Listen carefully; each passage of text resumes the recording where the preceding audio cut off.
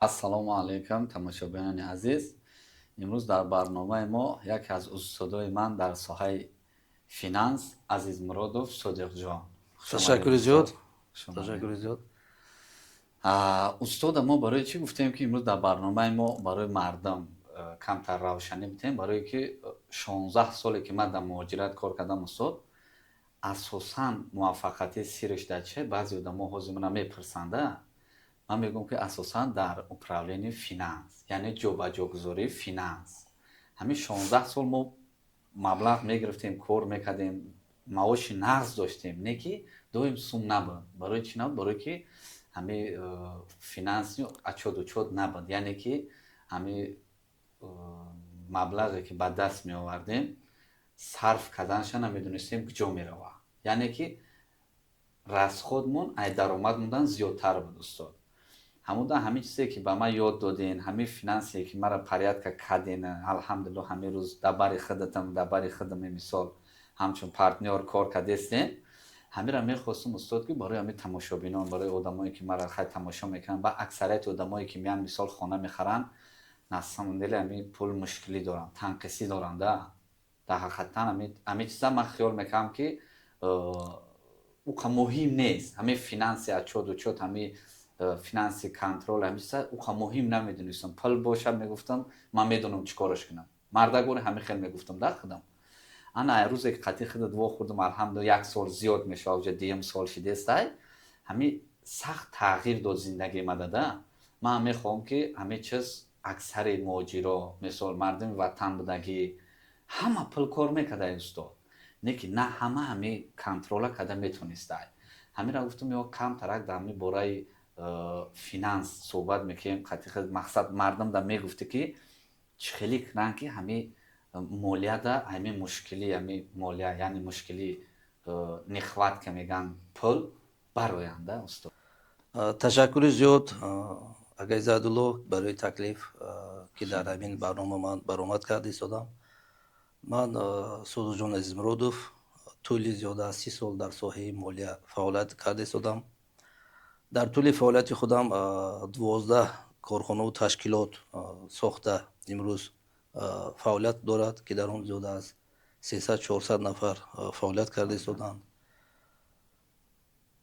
дар ҳақиқат яке аз мавзӯъҳои вазнини имрӯза ин дуруст ба роҳ намондани финанси ҳар як оила аст. Оила сар кунем беҳтар аст, барои он ки вақт аз оне ки дар оила финансови положение, яъне ки финансови вазъи молиявӣ хуб мешавад, баъдан барои таваҷҷӯҳ пайдо мешавад барои бо зиёд кардани самти даромад, яъне ки даст задан ба соҳибкорӣ ва инчунин бо манбаъҳои даромади худо илова кардан ба бо дополнительно бо чизҳо лозим мешавад.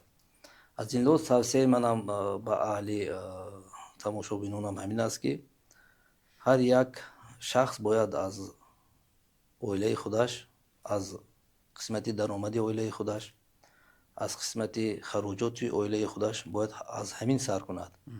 ва вақт аз оне ки ҳарди ҳамина назораташа ҷойбаҷо карда як ба маҷрои дуруст медарорад, яъне ки кам намудани ҳамон хароҷотҳои беҳуда.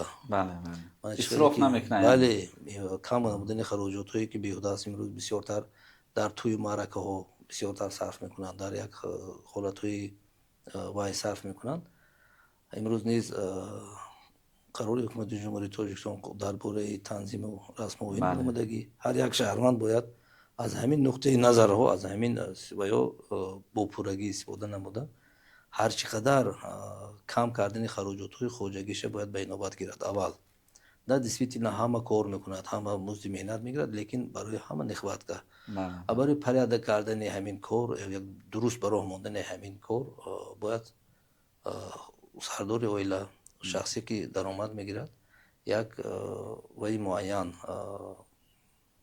як нақши муайян қадӣ бояд фаъолият кунад. чӣ хеле ки ман ҳамин дар 12 фаъолияти корхонаое ки ман гуфтам, ин ҳар якташ аз ҷиҳати иқтисодӣ имрӯз муваффақанд ҳамашон. аз ҷумла яке аз ташкилотое ки ман қариби 1 сол мо ҳамроҳи шумо таҳризӣ кардем ва ба наздики амин агенти фурӯши амволи ғайриманқул калиди хонаро бале, ба як рӯз дароварда истодем. Айнан ҳамин аст. бале. бояд порядок, яъне ки Бош. ба тартибдарории молиявӣ бояд бошад. Бале. Дар ҳар як оила, аз оила сар мекунем, дар ҳар як фаъолияти соҳибкорӣ имрӯза вай хоҳ майда бошад, хоҳ калон, Бале.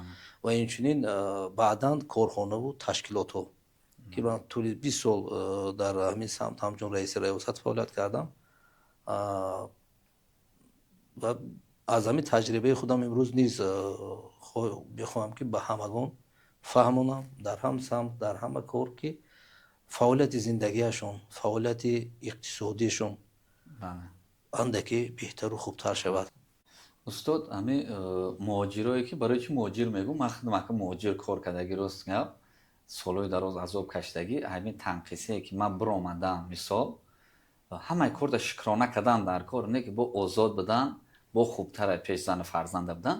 Барои ҳамқа ҳамин саволи ма худат ҳамин хел буд барои муҳоҷиро именоина мисол ки ҳамо ҳар сол кор мекунанд, яъне ки ҳар моҳ ойлик мегиранд. ҳамо чӣ хел кунанд ки аймо ойлик ососа бибироянда, яъне бибироянд ба он маъние ки ай молия озод шаванд, ай пул озод шаванд. Бале, бале, финанс свобод шаванд, ягон манбаи доход бисозанд.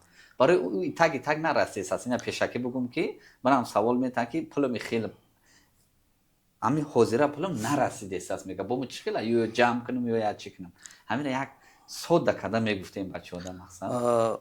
умуман самти муҳоҷират ин яке аз самтҳои имрӯз сердаромади ҳар як шаҳрванди, аксарияти шаҳрвандои ҷумҳурии Тоҷикистон шудааст. Ба хотири чӣ? Ба он хотире ки музди меҳнате ки имрӯз музди меҳнати миёнае ки дар ҷумҳурии Тоҷикистон асту дар Федератсияи Россия аст ки аксарияти шаҳрвандон мо онҷо ҳастанд, андаке зиёдтар аст. Аз ин лиҳоз имконият ва эҳтимолияти сарфа кардани ҳамин хароҷотҳои худ дар ҳамон бурду боше ки дар Россия ҳастанд имрӯз сарфа карданашон лозим. хароҷотҳои беҳуда карданашон лозим не. ҳамин чӣ хеле ки гуфтам планирован, яъне ки ба нақшагирии бюҷети хонашона бояд ба нақша гиранд ҳар як сардори оила ва ба ҳамин хароҷотҳои беҳуда бисёр маблағҳо сарф накунанд ва ҳамин маблағҳоро камтар сарфа намуда дар вақт аз они як муддати муайян шудан ба бизнесҳо ё ин ки ба инвесторҳо, ба инвеститсияҳо мондан лозим ки вай бо кор кунаду бо даромади иловагӣ биёрад ва яке аз манбаъҳои пардохти иловагии ҳамин даромади хоҷагӣ ин ҳамин сарфа кардан ва ба як капитализация ягон ҷо мондани ҳамин маблағ аст. вақт аз оне ки маблағ пайдо мешавад, вақт аз оне ки дар ҳамин урфиятам бо ҳамин вай мегӯм ки денги притягивает денги. аз ин лиҳоз бале пула фарёд мекунад ё пула мебиёрад. ин ҳамин хел аст. бовар кунед, агар аз баҳри як чиз нагузаред, як чиз дигар намешавад. агар аз баҳри ҳамон хароҷотҳои беҳуда гузарад, соҳиби пул мешавад. вақт аз оне ки пула имконияти гардиш доданро пайдо мекунад ва ҳамин маблағ камтар зиёд ки шуд, вай аз ҳамин кори сиёҳ, аз кори вазнин ба кори бо хубтару беҳтар мегузарад, ба соҳибкории майда мегузарад. ва соҳибкории майда ки гузашт бо як ҳамон чӣ мегӯяд, ҳамон қоидаю қонунҳои исроф кардани маблағане ки нигоҳ кард, бо соҳиби пули зиёдтар мешавад. баъдан мегузарад аз соҳибкорӣ ба соҳибкории миёна, баъдан ба соҳибкории калон. вақт аз оне ки соҳибкории калон ки шуд, вай худи таҷрибаи кори вай барои сохтани корхонаву ташкилот ки дигарҳо барои вай бо оянда ба кор мекунанд, оварда мерасонад ин чиз. устод як чиз гара гуфтам чӣ кунем, қайд бигирем мақсад ҳамиҷа барои вақтам сарф кардан, яъне ки ҳамчун устодода ки мехонем устод Саймон Давлатов мисол барои вақт сахта мега время плюс деньги мегада масад равно результат мешава.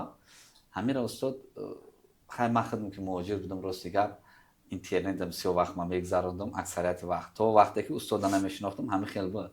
ҳамин вақта чӣ хел идора кардан шумо нуқтаи назари шумо чӣ хел ки ман вақта правилно идора кунем да мақсад худаш як сутка, як шабонарӯзӣ 24 соат аст.